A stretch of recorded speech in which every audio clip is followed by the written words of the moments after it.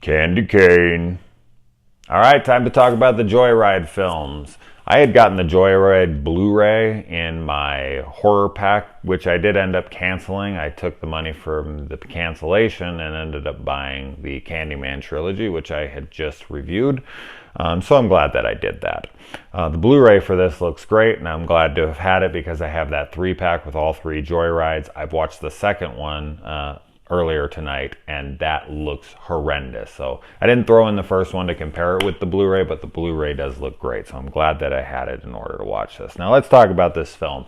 This film was co-written by J.J. Abrams, which I was not aware of. And while watching it tonight, I realized how much sense that makes, seeing as how Steven Spielberg and Abrams have such a rapport with one another, and Abrams looks up to him, and Spielberg has been his mentor, and this film is very similar to Spielberg's first film, Duel. So having not known that, I didn't make the comparisons as much, but now knowing Abrams was involved, it was like, oh man, no wonder. This is totally an homage to Duel, which is a really cool movie if you haven't seen it. It's fairly similar to this. We have such a great cast here, and that's really what makes this movie. You have the adorable Lily Sobieski, who unfortunately just kind of disappeared off the map. I'm not sure why. Maybe it was the hair collecting thing. That was weird. She collects hair from actors she works with. I'm not sure why she disappeared. I really enjoyed her. American Psycho, bunch of cool ass movies. She's adorable. I like her. I don't know what happened to her. We have Paul Walker, who is basically like Keanu Reeves, which kind of makes sense because The Fast and the Furious, the first movie, is basically a remake of Point Break, like shot for shot almost, like plot line. It's crazy how close they are. And he plays Keanu Reeves' character within that remake, so it would make sense. Then you have the incredibly awesome, hilarious Steve Zahn, which every single line that he delivers in this movie is laugh out loud funny. It all held up for me. Oh man, I was laughing my ass off throughout this movie. But Steve isn't without his ability to act dramatically as well. Not only is he given performances in movies like Riding in Cars with Boys, but he also has moments here where he's terrified or he's, upset or whatever, and he does deliver in those areas as well. So he's not just a one-trick pony that can only do comedy. I grew up with Steve Zahn in movies like Suburbia, which I've seen 100 times with him and Steve, with Giovanni Ribisi and Nicky Katt and a bunch of other people. Love that movie. And Steve Zahn has always been just a highlight of any film that I ever see him in. So this is no exception. And of course, the other highlight of this film, another thing that this movie could not have been without in order to be as successful as it was. And when I say successful, I mean pretty much everyone I talk to has seen this movie and likes these kinds of movies, loves it. It works so well for everybody.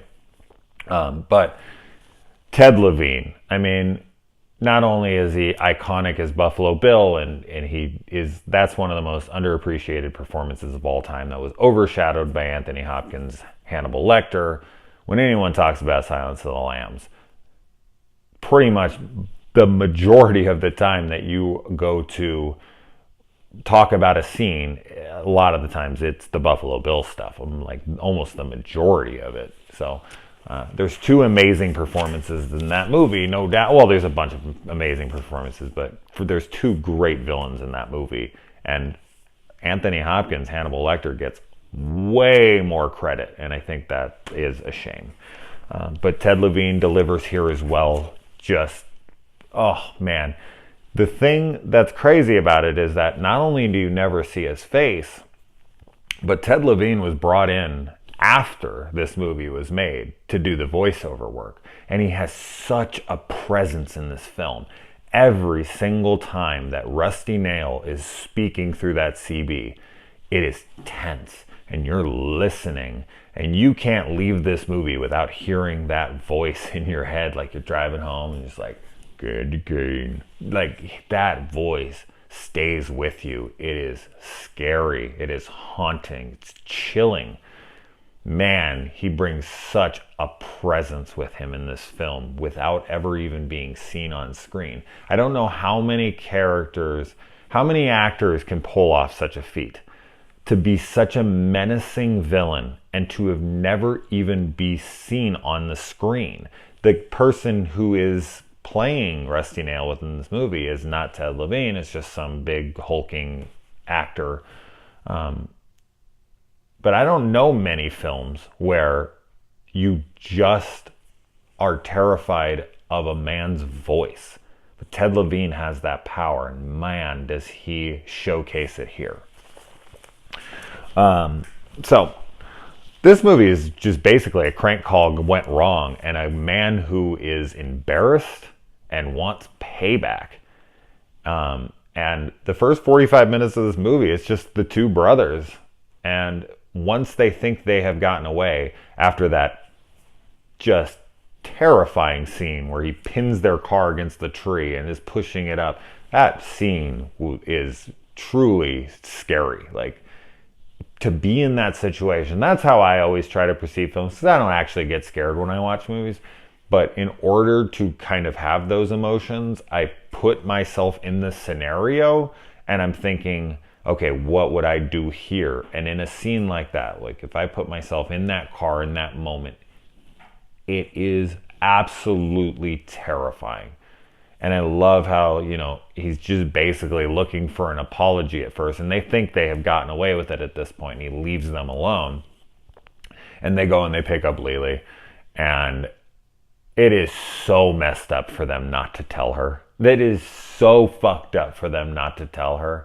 Just because Paul Walker wants her to come with them, like endangering this poor girl's life, and she almost dies. I mean, she has a shotgun pointed at her head with a string wrapped around the trigger, which is out of like a Saw movie. This girl will be mentally scarred for life, all because Paul Walker's character just wanted to fuck her, or date her, marry her, whatever.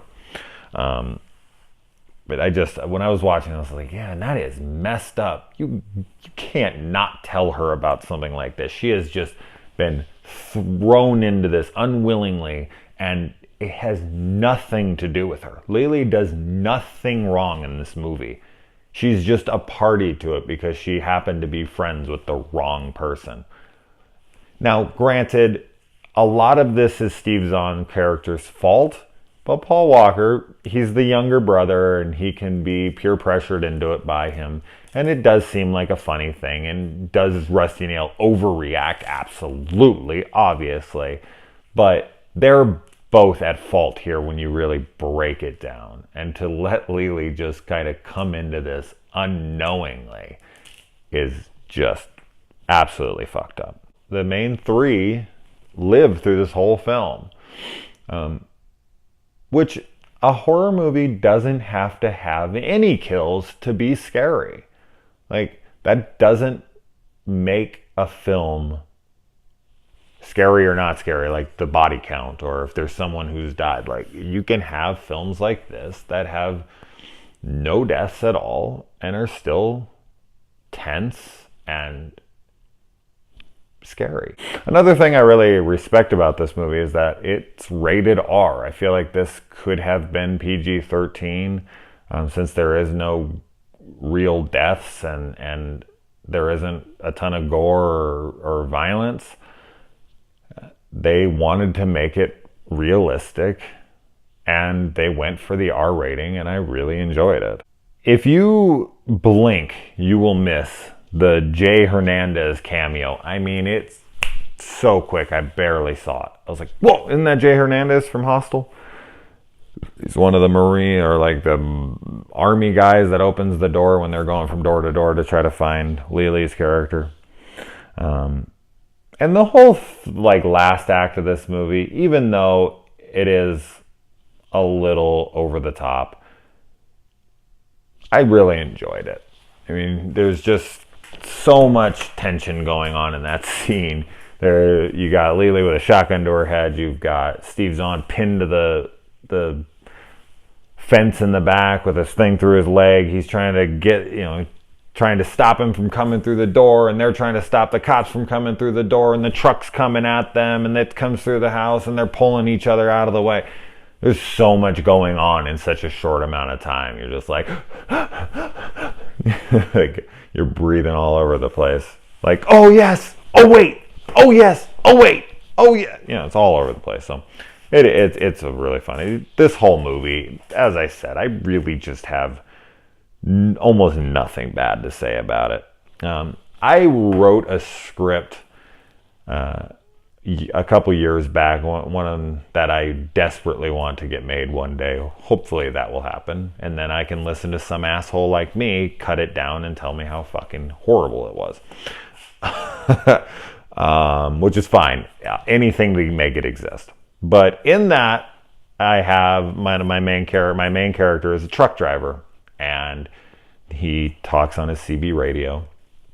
And so I actually sat down and I listened to hours of CB communications, and I went out to dinner with a truck driver and interviewed him to like get the lingo down. I'd written my script out, listening to all the lingo, writing down all the different kinds of sayings and whatnot, and did pretty extensive research on how they talk and what they say. And then I wrote my script and I put it all in there because they're having communications back and forth with other truck drivers. And I showed it to the truck driver, and he was like, yeah, this is how we talk. And watching this, there's a lot of that in here. Like when they're listening to those truck drivers talk, it's there. It really, like, they used real CB lingo here, from lot lizards to bears to, lots of different things. And I like that. I love those little attention to details. It just shows that the writers gave a shit. And I always appreciate that.